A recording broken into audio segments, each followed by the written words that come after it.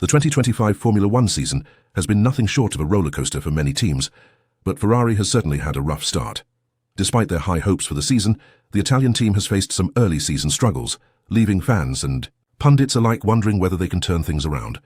However, the team has a plan to address their issues, a major upgrade package that could bring them back into contention. The first of these upgrades is set to debut at the Japanese Grand Prix, and it could be the key to their hopes for the season. But will it be enough to challenge the top teams? Let's dive into what's been happening at Ferrari, the upgrades they're bringing, and what this could mean for their season.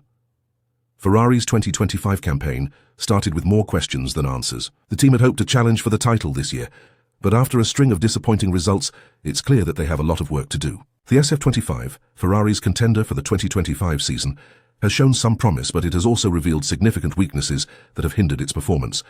The car has been inconsistent, struggling to find the right balance between speed and stability.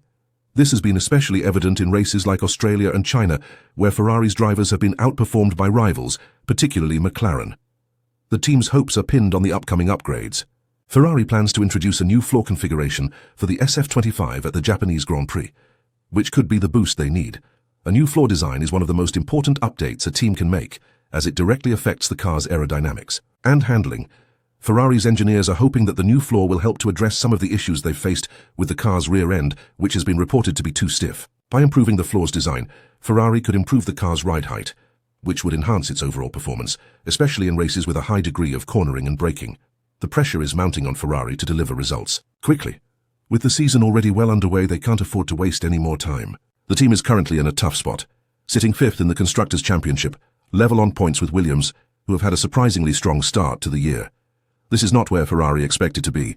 After a strong 2024 campaign, the team had hoped to carry that momentum into 2025, but instead, they've found themselves struggling to keep up with the likes of McLaren, Mercedes, and even Red Bull, despite the Austrian team's own struggles.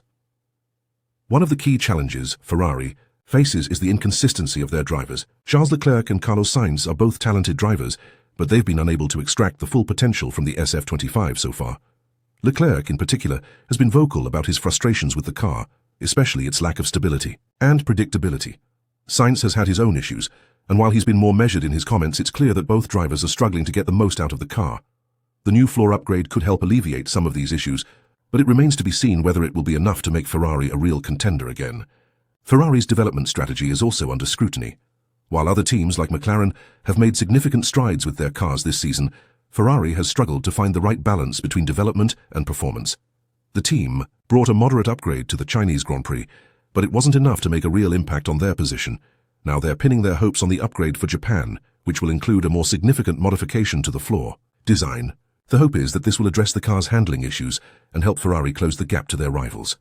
The Italian media has been particularly focused on Ferrari's performance in recent weeks, and there's a growing sense of frustration among fans and pundits. Many are questioning whether the team's technical director, Enrico Gualtieri, and his team can turn things around in time for the rest of the season.